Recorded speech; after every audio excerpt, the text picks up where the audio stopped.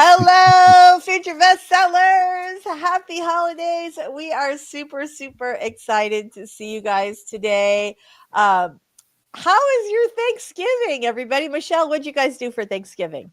We are still in Burlington, Vermont. I think that's where we were last. I Oh, know we've been here for a while. It absolutely poured rain nonstop from like the entire day. So it wasn't that exciting of a day, but I did manage to cook a full, albeit scaled down turkey dinner in the van. this is the thing. I have been dying to hear about this all week. Were you able to I accomplish did your it. mission? I did. That I is, didn't make a whole turkey. I got turkey cutlets, but I cooked them. that's And good. we had mashed potatoes and stuffing and green beans and rolls and all that good stuff. Oh my God, that's Very proud of amazing. myself. That I know, that's awesome. So my mother will, like, when she has a smaller crowd, will just do now in her, she used to make the turkey no matter Yeah. what, but now when there's a smaller crowd, she'll just get the Costco chicken and Yeah.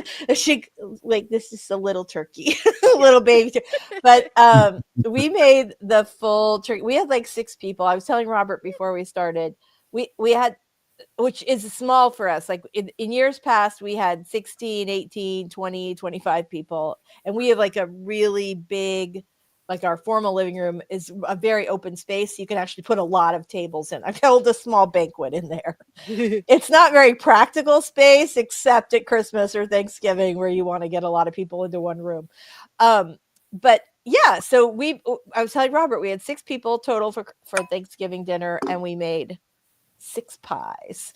But Yes. yeah, but the funny thing about it was that, like, my son was not here for Thanksgiving this year, which was like, ooh, terrible. But the plus side of that was that my daughter and I literally spent the entire Thanksgiving holiday watching like Hallmark You Christmas. watched Hot Frosty. We totally, that was our first pick.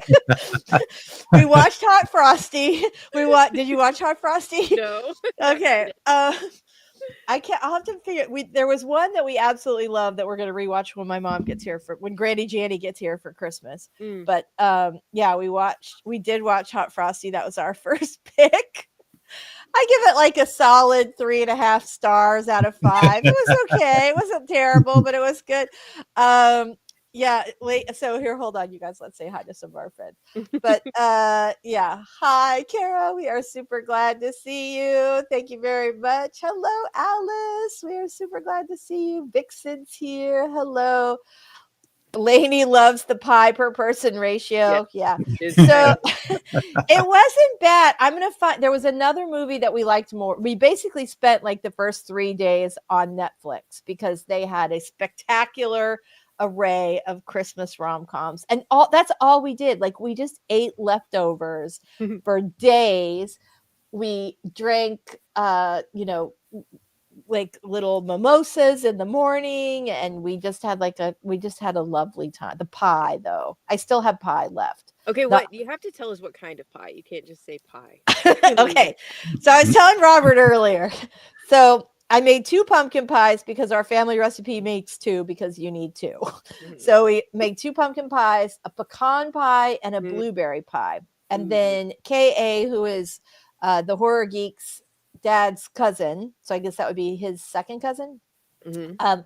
She always makes a delicious apple pie, Mm. like a Pennsylvania Dutch kind of apple pie. Yes. Yeah, it's really good. He And loves. then Mike's mom contributed a chocolate cream pie to the mix. So 6 Excellent. pies. I Wow. still have pie, which is kind of shocking. Mm. And Mike is like trying, he's a big power lifter. So he was not on a cut this year for Thanksgiving, which is a shocker because he always is. But Mm. he was also trying to like behave himself. Sure. So he ate some pie, but it's mostly been on It's Elle and it's I. your responsibility. It's your duty. Right. We made them. So there you go. Avi says, hi, friends. Happy hot frosty hump day. So, Robert, tell us about your Thanksgiving. Well, it was quiet. It was just the two of us here, but we still cooked for a couple of days and we ate for a couple of days. We had a lot of leftovers too because we made a full Thanksgiving dinner with a turkey and all the trimmings.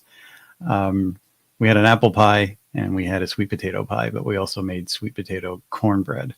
Oh God. Oh, Oh, doesn't that sound so good? Oh my gosh. yes. Elle made these little, so my daughter is a baker, has been since she was like 8 or 9. She's like really great in the kitchen, far surpassed me a long time ago.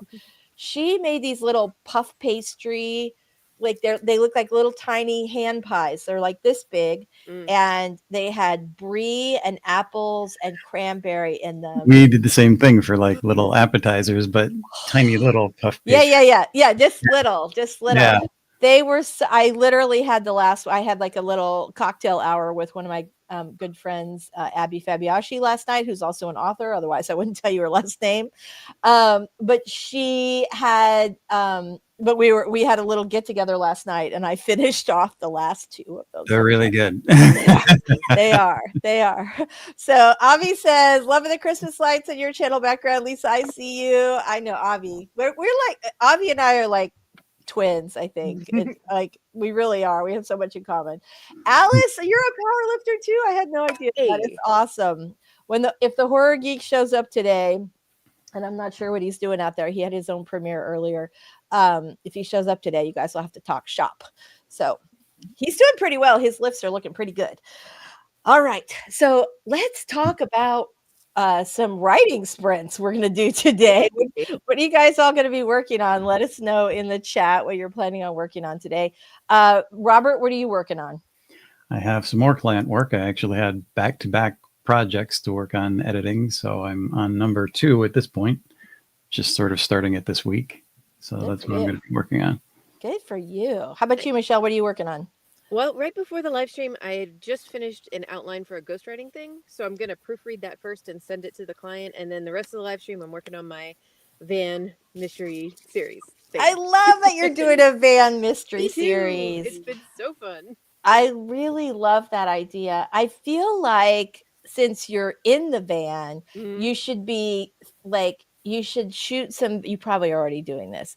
Like you should shoot some video if you have like, if there are elements as you're traveling where you're like, ooh, that'd be a really Lisa, good. I have a digital journal, and every single night since we got in the van, I have uploaded all of my pictures and videos that I took that day and like wrote a journal entry just about, so I could keep it organized and go back and look. I love that. I love that. That is awesome. Yeah, that is incredible.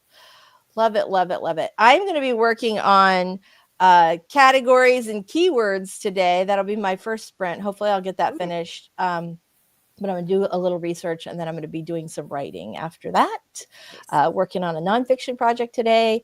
Alice says working on the final, fingers crossed, edits of my middle grade. Awesome. Nice. Laney's just turned a draft over to the editor. So I have a work for hire draft I need to crank out today. Good job. Not the whole draft. Right? I mean, Laney's really fast. That fast? How fast? How fast is it?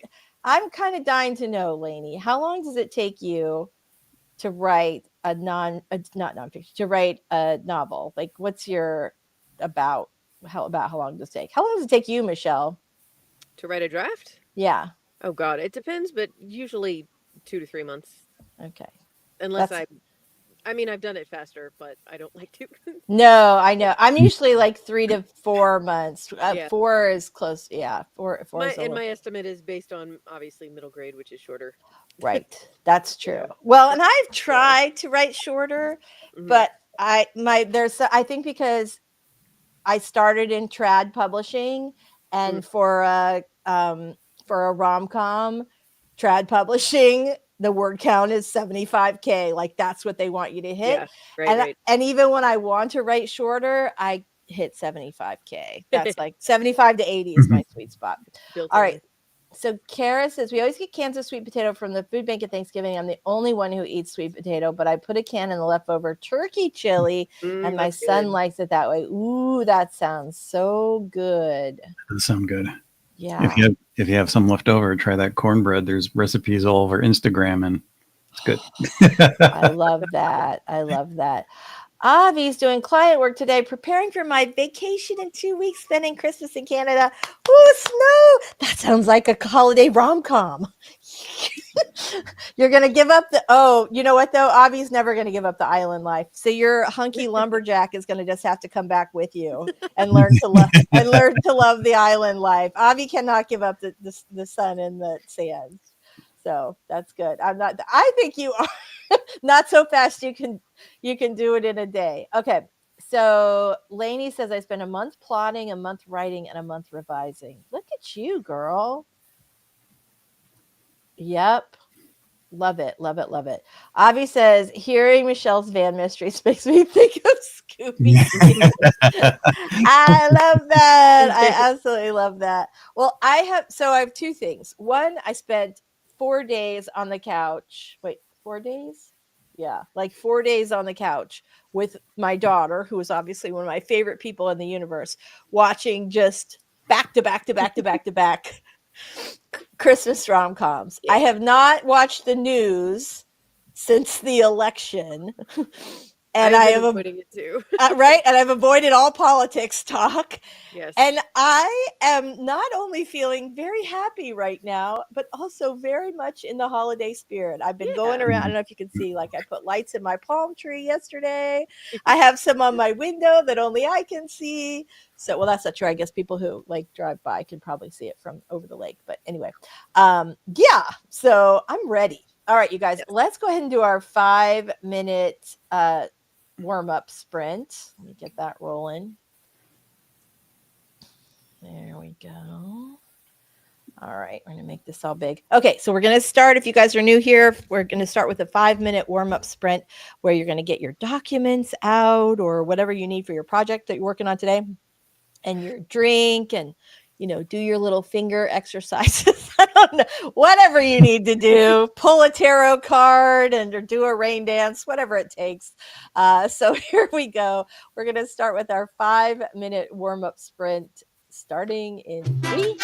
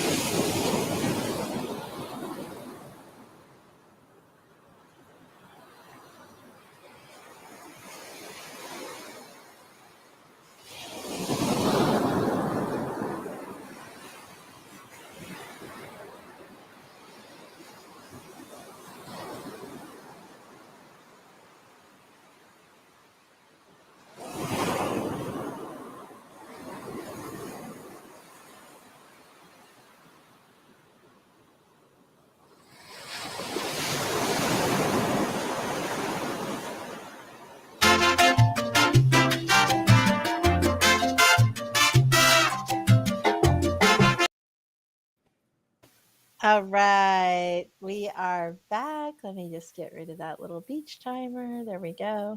So, okay, I'm excited that you can see the lights at the top when you see the Yeah, I noticed that. the timer. I know. Well, you're sort of going blind, like where will everything end up? So I love that turned out so great. So let us know, you guys, what you are working on in the chat. Let's see. Vixen says, so this is funny because I had said, like, I'm avoiding the news, I'm avoiding talking politics, I'm just like, and I'm mainlining holiday rom-coms, and it seems to be working. So yes, Vixen, same page, baby. So, all right, very nice. Avi says the Island Lumberjack will be the Christmas in Canada sequel, like when you started. Oh, I love it. I'm here for that. I'm pre-ordering that book right now, baby. I love that. Fantastic. Hello. I feel like you've been here before. I know you've been here before, actually. It's Zan? Was that right? Tell me if Yeah. I'm mispronouncing. Okay, that's what I thought. I just couldn't remember. Love that. Love that. Love that. Okay, so Kara says, I tried doing the month plotting this year, ended up in analysis paralysis, abandoning the stories I tried it with, and proved to myself once and for all that I'm not a planner. Not everybody is. Not everybody is, and that's okay. That's okay. Some people just got to write their way out of it. So I feel you, but really don't, like, a lot of times people just beat themselves up because they feel like they should be able to plot. And like half the authors I know don't write that way, and they are equal. They have equal success to the authors who do plot. So for me, that's the way that I do it. For a lot of people, it doesn't work. So I get that. Doll's here today. So glad to see you, Doll. Very nice. Regina's here. Hello. So glad to see all of you guys. We're so happy to see you. Oh no, Regina's got a sick dog, improving after yesterday. Oh, boo. Sending good. Odie's got his Christmas collar on today. I don't know if you can see it. Let's see. Oh, wrong camera.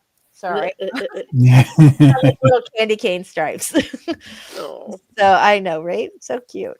I really am, like, I'm all in on Christmas fever, and I'm pretty sure it was the movies. Maz, I was helping a friend clear their mother's flat, and I broken, so I'm just gonna read one of my drafts and chill. Very nice. Very nice. Good. Yep. Very nice. I get it. Regina got no work done yesterday. I have 7 chapters due on the Western romance short. Wait, what? Oh, okay. Fantastic. Thank you so much. Okay. Yeah. Mystery solved. I got you. All right. Fantastic.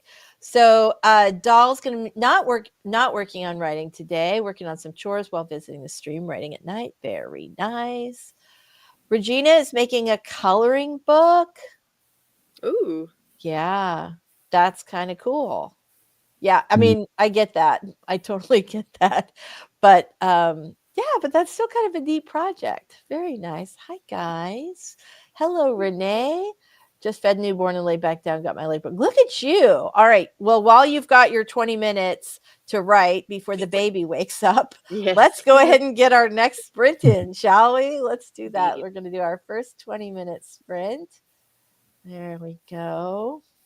Let's make this big. All right, everybody. Let us know if you haven't already what you're going to be working on today. And we're going to start off our very first 20-minute sprint in 3, 2, 1. Let's sprint.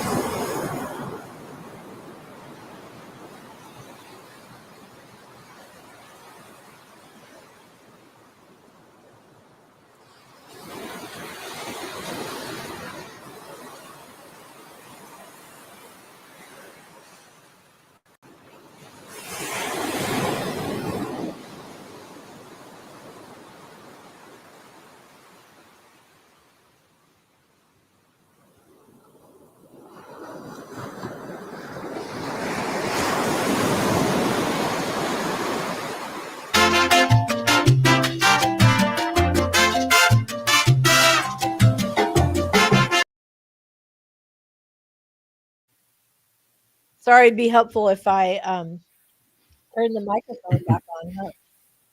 So how'd everybody do on that last sprint? Good. Good.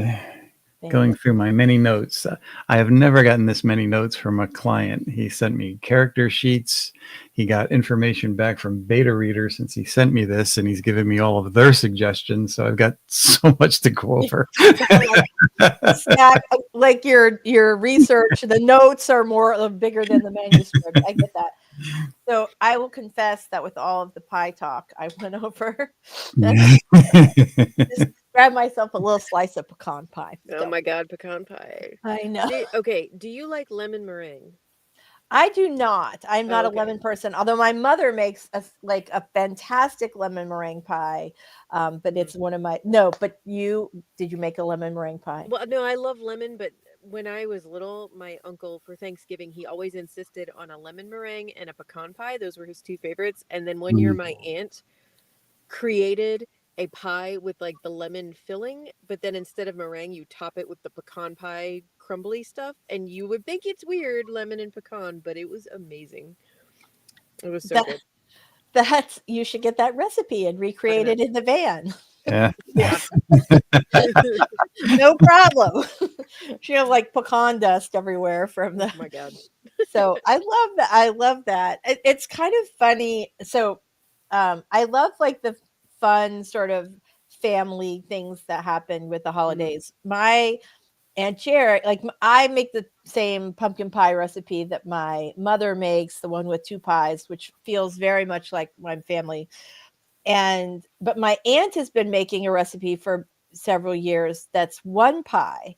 And so there's this like back and forth every year. Like one year my niece Lizzie and I like snuck upstairs, got into her cookbook and like put in the official pumpkin pie recipe and then just making jokes and all this stuff. And obviously her other recipe is still in there. And then she had sort of done something similar when she visited my house, like snuck her recipe into my recipe book.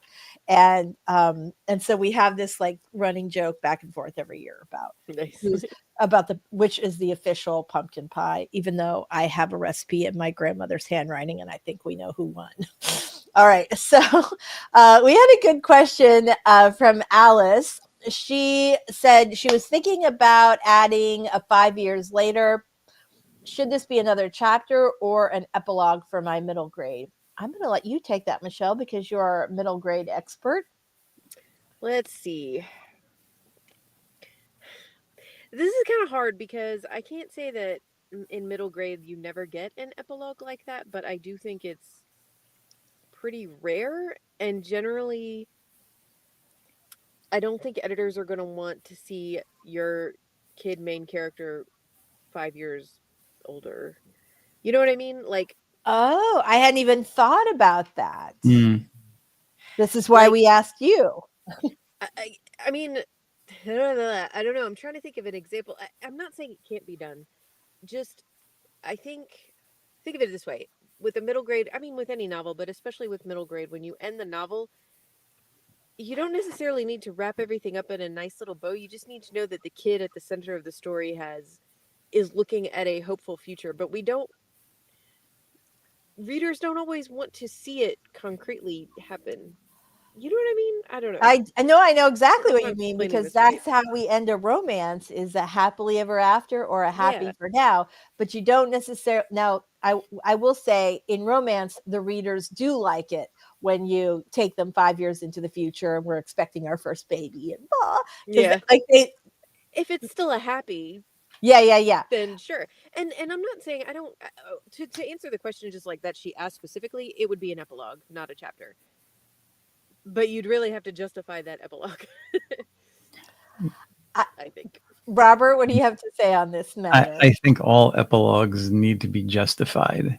Is it really an epilogue? And another thought that came to me while Michelle was talking, is it possible that you leave this to the child's imagination, that if there's something important that absolutely has to be said, are they just imagining a potential future up to a point? Oh, okay. That's a really interesting perspective.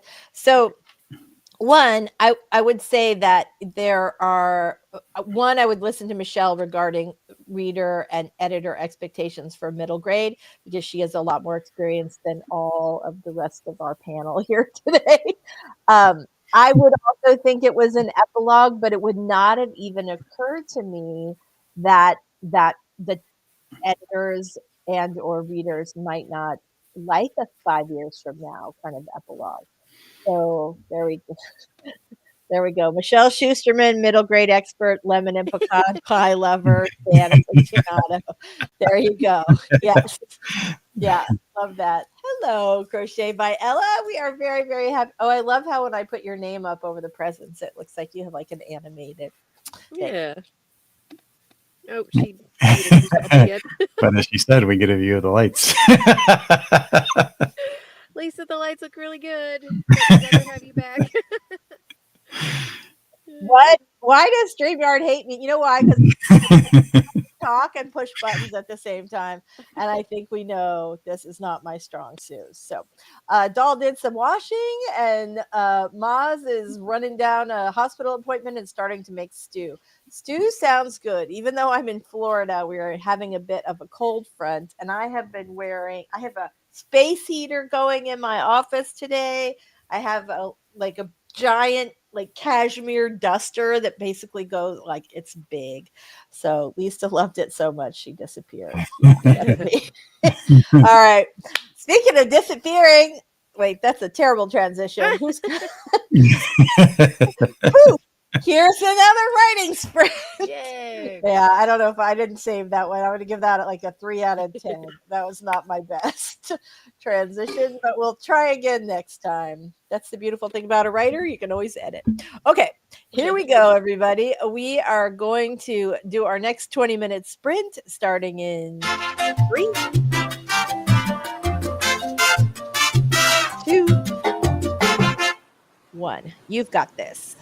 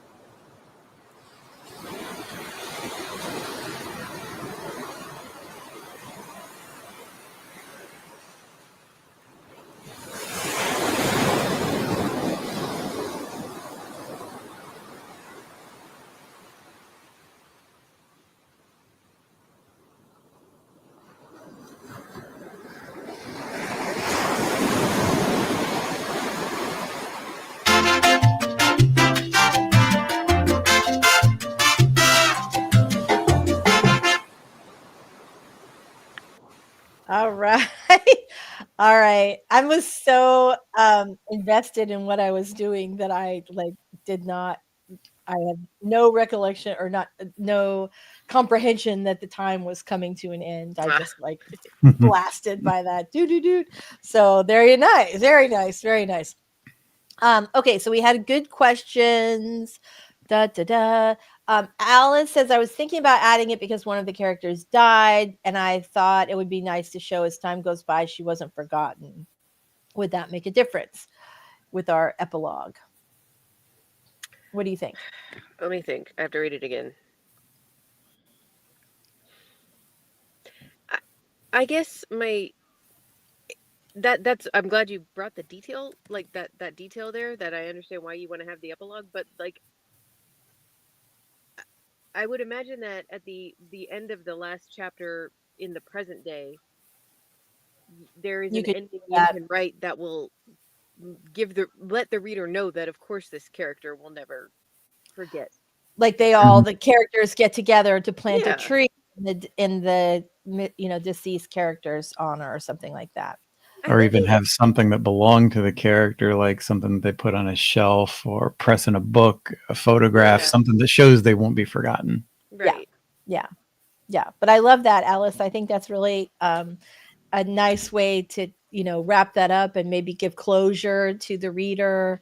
I assume that this was a surprise, but maybe not. Maybe the character is sick for a long time and we know that. So, all right. I love it. Fantastic. Antoinette, are these live writing sprints every Wednesday? Pretty much every Wednesday. We do take off, like we took off for Thanksgiving, and we'll probably take off around Christmas. Actually, we will definitely take off around Christmas because I'm pretty sure Christmas is a Wednesday. I think I think the Horror Geek had recently said that. So Wednesday, Christmas Day, we will not for sure. If so, what time? 11 a.m. Eastern time. We go from 11 a.m. Eastern until 1 p.m. Eastern, so 2 hours. We do 20-minute sprints. We start with a 5-minute warm. You have so many good questions. We start with a 5-minute warm-up sprint so you can get your beverage or your pie of choice, open your document, all that stuff. And then we do 20-minute sprints all the way through with a little chit-chat in between. Would I have to have cameras on? No, you don't. If you're hanging out in the chat with us, you don't have to have your camera on at all. Is it just you on camera? Yes, it's just us. And how much would you have to engage? Not at all. We have people who come in and never say a thing. They just like to chit chat. They like to, you don't have to ask any questions. They like to just hang out with us. So we're here for you every Wednesday. You're welcome to engage or ask a question if you like to, and you're welcome to just lurk in the background. Also, whatever makes you comfortable, we're cool with it. So just hit that like button to let YouTube know that you care. Oh yeah, that's exactly right. But what you could do is hit the little subscribe bell. Yeah, exactly. And that way you will get notifications when we have one. But pretty much every Wednesday, we've been doing this for several years. So it's a little tricky around the holidays, but yeah, pretty much every Wednesday. Hello, greetings from an Arizona-based slang dictionary writer. That's the coolest job ever. Nice. I love that. Fantastic. Welcome, eCar eBooks. We are very glad to have you with us today. Ella is working on a novel called Dead Man's Grave. Don't know how to start the speech. I have extreme writer's block. We have all been there. Michelle's got to just direct that flight onto the runway, and then we'll be all every week she's got like a different exciting challenge, and every week she levels up and accomplishes it. So let's talk about how to get rid of writer's block, because every writer has been through it at one point or another. For like over a decade, was one of those obnoxious people that said, I don't believe in writer's block. If you make a living as a writer, you just have to suck it up and make it happen. And then I got the worst writer's block ever. Well, I'm sure somebody's had it worse, but it was bad. And it took me a long time to recover. And so I try to keep my mouth closed on stuff like that. Yeah. It's hard, but there are things that you can do. One of the things that I like to do when I'm stuck on a specific spot, well, a couple things. The first one is I just go back to make sure that the plot is working. So if you're a plotter, and I can't remember if we talked about this earlier with you, um, if you're a plotter, I would go back and make sure that you don't have a hole somewhere, because a lot of times when you're stuck, it's because something farther back or farther forward doesn't make sense. And then the other thing is I will like act stuff out. It engages a different part of your brain. So I would stand up at your kitchen table or your breakfast bar or whatever, something podium-esque, and give that speech. Just verbalize it and see if that helps. Michelle, what do you think? Thoughts? Sympathies? Sympathies. Yeah, I mean, I think I agree with you, Lisa. I used to be like that about writer's block, and if I'm being honest, and this is me judging myself more than anyone else, writer's block can often be just an excuse. You know what I mean? But sometimes I do. It is. Sometimes for me, it is sometimes I just don't want to do the work. Yeah. And I think that's true of any job anyone has ever. Sure.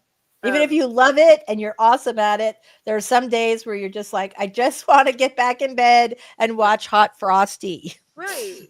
And on days like that, I tell myself, okay, how would I feel if I were going into surgery and my surgeon woke up that morning and was like, I just don't feel like cutting people open today and saving their lives. Like, I don't know. Like, I don't want somebody coming into my surgery with that attitude. So that helps me to like try to get my mindset a little different. But I will never be able to have surgery again without thinking about my surgeon. Being like, I'm gonna have to send him or her a muffin basket in the morning. Like, today's your day. Yeah, you got this. I hope. You got this. All right. So this is what we're gonna do. We are going to send Ella a muffin basket right here on the stream today. Here it goes.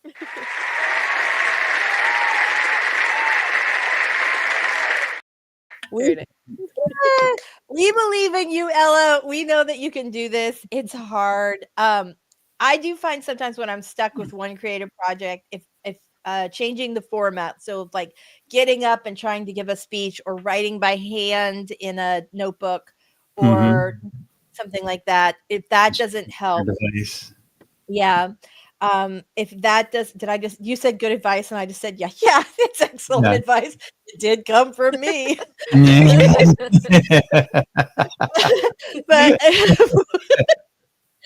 But if you like, changing up the kind of format can really help. And then also for me, other things that have helped are like doing some other non-writing creative pursuit. I think the way that I got out of the worst writer's block I ever had was I made a chandelier. I know, right? It's crazy. Cool. I had at my house, I had this very plain sort of, I can't remember, like, or in my little dining nook, there was this very plain sort of chandelier, like, big box store chandelier that came with the house. And it was like a white color.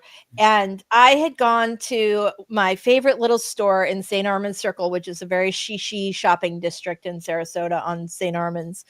And I found this chandelier that I loved, and it had like aqua crystals and little starfish hanging, and like it was just beautiful and exactly what you would expect from me.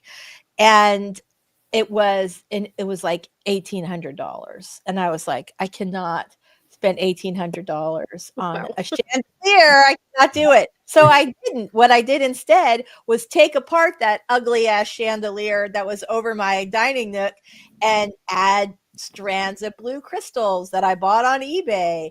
And do you know you can buy these little tiny magnets so you can just connect one to another? You don't have to. Anyway, I did the whole thing. And when I was done, I had an extraordinary chandelier that I loved to death. And I got compliments on every time someone came over. That's awesome. And writing writer's block passed because it was just like, okay, I still can be creative. I'm just going to do it in a different way. It depends on how tight your deadline is. If you're working on a tight deadline, sometimes you got to push through. But try verbalizing it. So either doing like dictation or literally stand up and give the speech without thinking about writing it down, unless you come up with a really good line on the fly. And then of course do write that down. But just see if you verbalize it and pretend to be the character, what comes out. Because sometimes just that change in orientation will help. Yeah, and Dal has a good one as far as grief and depression and things like that. That really throws off being creative. Oh God, yeah, of course. It's the worst. There's different things. Sometimes you just have to change your environment, change your mindset. It could be a different keyboard, go to the library, or even a different room in your house that you don't usually write in might switch things up. And for the person who was talking about planning and pantsing earlier, I would say what taught me best how to plan, while you're pantsing each scene, just write down a few lines of what the scene is. Write down what the main action of the scene is, where the scene ends. You'll be surprised by the time you get done how much you can look at that at a glance and see, okay, well, I did what happened in that scene over here, or I can condense that into another scene. And you'll be able to, by the end of it, get an idea of what a basic rough outline looks like without going crazy with all this chapter, analysis and stuff like that. Right. Yeah, that's great. That's great advice. Avi says we need a horror geek Wednesday. Yeah, we do. We should do that on a we should do that near Halloween next year. Dal's got all your morning routine. Awesome. Love that. Cake for breakfast. Yes, absolutely. Vixen says we lurk all the time. Love your questions. We lurk all the time. Yeah, absolutely. All right. Renee's got a great question. Advice on where to start in planning, writing an interconnected and crossover series or universe. I start with a map. Like I would visualize, you know what I mean? Like I would try to visualize first how you see, like literally like on a roll of poster, of butcher paper or poster board. I would, or in Canva, like on a digital whiteboard or on a regular whiteboard, I would map out how all the various things are connected. That's what I would do. That's a good idea. I like that. Yeah, and it's good to look at it like it's one large story, which a lot of people do. But, envision your first arc, whether it's 3 books or 5 books, and how it's going to look in the bigger picture. And then make sure each individual book has its own core story problem and its own solution, its own self, it has to have a self-contained story, and still the bigger picture goes on. This is a big mistake that I see a lot of people making. They'll write that big story, then chop it up in 3 to 5 pieces. And then by the time the reader gets to book 2, it's picking up right where it left off. There's no reestablishing characters, no plot. You're lost. You're killing your series by doing that, because the reader that comes to the second one is going to be like, I can't understand what's happening. Right. So your backlist is shot. Then they go, well, I didn't like the second book, so I'm not going to read the first one. Yeah. Yeah. And it's an art form. Having worked with a lot of series authors, it is an art form in itself to be able to quickly give enough backstory and introduce your characters in the second, third, fourth, 87th book, where a new person picking up the book would be able to follow along, even if they hadn't read the rest of the series. But also, you're not going to bore the pants off the people who have read all the series and re-explain to them. And become intrigued with your character as well as the plot, like it would be your first book, because for some people it just might be. Right. Yeah, that's absolutely true. All right, Renee, I hope this helps. If you have other questions about this, or if you want us to dig in deeper on anything that we just talked about, let us know. Regina, thank you. We love you. Avi says, we encourage workers, perkers, lurkers, but no irkers. Love that. Love that. Teresa, we're so sorry. We're very glad that you made it. Have fun at the farm. Say hi to the cows for me. And I don't know if it's that kind of farm. I just love cows, though. My daughter loved cows, and I have this real affection for cows. I don't know why. Regina says, just a thought. Start with dearly beloved, which is great because then you don't have to think of the first thing to say. You can just start talking. That's a really lovely kind of love that. Yep. I feel that, doll. Absolutely. Regina says, that's why I took up pen and ink art again. I loved it as a younger person, but focused on writing for 50 years. Oh, I love it. Well, and look, you're going to merge these two things with your coloring book. Yeah, I got a piece that I'm going to pen and ink once I get a couple of them done, but I'll show you my latest and greatest in a minute if you want. Oh, we'd love to see that. Love to see that. This one was a murder job, I'll tell you. Daw says a revision checklist helps her move forward when she doesn't know what to write. That is very nice. All right, Robert, hold it up there. Hold on, I'm going to put you big. Wait, are you going to get me? Hold on. I don't know if it's all in there. That is incredible. Holy smokes. That's amazing. That is so totally. I don't know if people know who it is, but if you've seen like the Black Adam movie, that's Dr. Fate. Love it. You're so talented. You are so talented. Ooh, I love this, Avi. And Michelle always has the best tips, doesn't she? Let your character tweet you or X you. I'll never say that. But let your character tweet you will help you find your story's beats. Love that. Very nice. Yay. Oh, cool. Fantastic. Ella finds the middle of the book to be the hardest. Yes. That is true. The middle of the book is often, this is why they call it the saggy middle or the soggy middle. It's like you've lost that new book momentum. You're not quite enough at the end, close enough to the end. And if you're a pantser, I think this can be particularly challenging because you just grind. Mm-hmm. So yeah, I feel that. Very nice. Lainey says, Robert, you're so talented in so many ways. Thank you. Well, that was my first going to art school and not only learning how to draw, but learning storytelling through sequential art. We learned script writing and we learned like a ton of stuff about graphic arts. It was like boot camp for the up and coming comic book creator. Mm-hmm. I love it. I think that's absolutely fantastic. And you have such a great sense of story. So clearly it worked. My doll says, OMG, my fictional characters sometimes post on my social media. Mm-hmm. Love that. I love that. That's really fun. All right, everybody, let's go into our last sprint of the day. All right, here we go.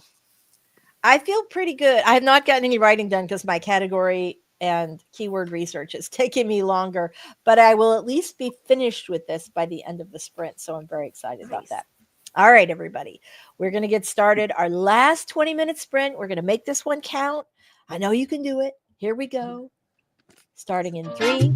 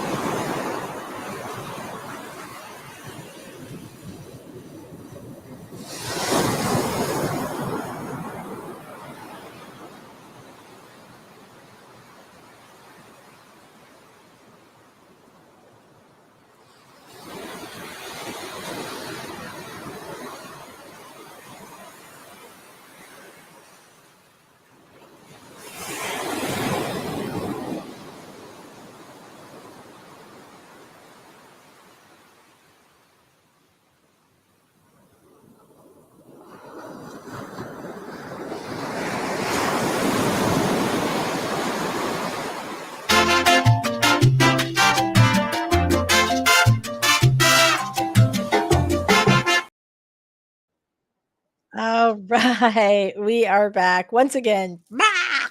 So, so funny. Okay, so how did everybody do on that last sprint of the day? Very good. Fantastic. Very productive live stream. It really was. I got a ton done. I was hoping that I would get a little farther along, but I found some truly delicious keywords for my project. So I'm very excited about that. Love it, love it, love it, love it, love it. Okay, so Vixen says, I love that, like based on our earlier conversation and Robert's drawings.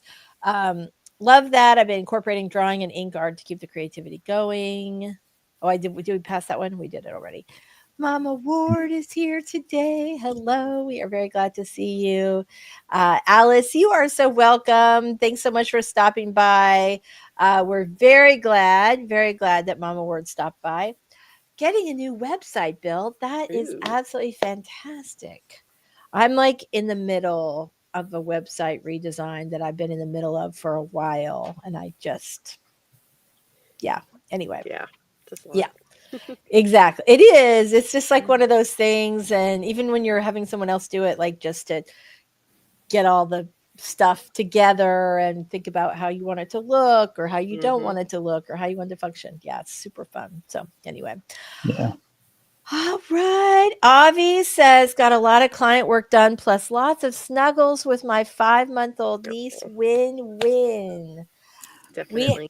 We have on the Horror Geek side of the family several babies. Obviously, we had baby stir fry, and then we have baby Wolverine, aka Logan, who was like, this little guy was a preemie, and he was like, he would fit in the palm of your hand, and I have very small hands. He was so tiny, he was like a hamster when he was born. But he is now about a little over a year old, and he is just like walking and, big smile, like every time you see him, snuggly, laughs all the time. The perfect baby that you want to visit with for, for a couple hours, because he just charms the pants off you. So Ella got half a chapter done. Woohoo! Yay! Very, very nice. I am super excited with my progress today. Renee says, advice on starting client work. Good question. Very good question. So let me just clarify. You're looking for advice on how to start doing client work, like if you've done it for yourself but not for others yet, or are you asking because you're like, oh God, I can't start this client project, which we've all been there at least once.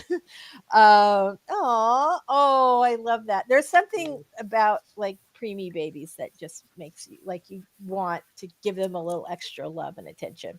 Okay, so question, let's just assume that if we don't hear back from Renee, there we go, the first one. Yeah. Okay, so how to start getting clients. Renee, are you wanting to do like editing or marketing or what other, book cover design? What are you looking to do? And do you guys want to talk about this? I mean, I guess one way that I know a number of people have had some success and other people have had some frustration is getting some work on Readsy. However, if you're just starting out and you haven't done work as a freelancer before that, then it's going to be more challenging to do that. However, if you used to work for like a publisher, then it's going to be a lot easier to do that. Does that make sense? There's other platforms like Fiverr and Upwork. Where they're not as I don't know if they'll allow it to just totally open and anybody can offer work. I think it might be the case. But people there tend to charge a lot lower rates because they're not as experienced and they're just starting out, and that's how they build up a platform. And then you could move yourself to a bigger platform like Readsy. I don't even know if bigger is the right word, but like one that's a little more targeted, more targeted. Yeah, exactly. So one thing I think that there are always authors, like it feels like it's going to be easier for you to sort of find those first few clients socially. And one of the places I think that a lot of authors find services are in Facebook groups, like in author Facebook groups. And there's a whole Facebook group if you are an author assistant and you're looking for work. And as an author, I posted in that group. It's been a couple of years ago, but I posted in that group, and here are my qualifications that I'm looking for. Here's this and this. And I got like 30 applications from incredibly talented author assistants, and ultimately picked someone who had never done it before. Kayla, my assistant, who's been with me for a couple of years, she had never done it before, but she said, I feel like this job description was written for me. And we connected, and so I thought, okay, I know she can do it. And sure enough, she could. So there are definitely groups, and I'll do a little research and drop some links in the next stream, but I would start looking on Facebook. I haven't looked at a lot of Facebook groups. It might be something to actually look at myself. I don't see a lot of beta readers on like Instagram and social media. So that might be a niche that people are looking for, because people are always looking for beta readers. The editing community, they're there. I don't see a lot of networking necessarily. I think it's more of a thing that everybody's competition, so they're on their own little perch. So, my work is just basically come by word of mouth and, building things up to some kind of a bigger portfolio myself, I guess. I think that's the way that it happens for everybody. I have the same kind of thing. My first book coaching client said, hey, would you be willing to do this? And I said, sure. And I vastly undercharged them, but I really love the work. And and they had a really great experience and a great result from that. And so then they started telling more friends, and that, for me as well. Like once you get a few clients, if you do a good job, then authors are always looking. I have like a list of cover designers whose work I like, where my next cover, I'm going to reach out to these folks. So we're always looking for editors, for proofreaders, for just put yourself out there. You'll get a couple clients and then the business will start rolling. And don't be like, it's okay when you're first starting out to sort of charge a lower price to get in the door. Don't keep that up forever, but enough to, where you're not going to starve to death, but that you're appealing enough for someone to take a chance on someone that they don't necessarily know. And then as far as beta reading, most of the people that beta read for me are just my fans who have asked, like, can I be a beta reader? Like some of them are very sort of clued in with the whole vernacular of authoring. So I hope that helps. Regina says you have a coffee page. There are lots of authors there, and you can sell your services through coffee as well. And yes, Lisa's right about very Facebook. good tip. That is a good tip.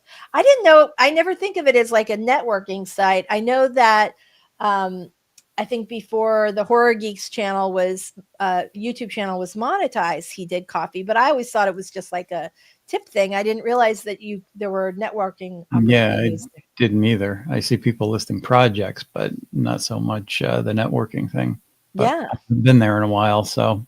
Yeah. That's pretty cool. So I made a little note to do a little research for you, and I'll see if I've got some good groups. But I will say, like, when I'm looking for a service like that, I will ask my author friends, or I'll go into those groups that are specifically beta readers for fiction, or proofreaders or whatever. And then you end up getting some people. I also wondered about doing Patreon or coffee. Is it coffee or it's coffee, right? Is that how you say it?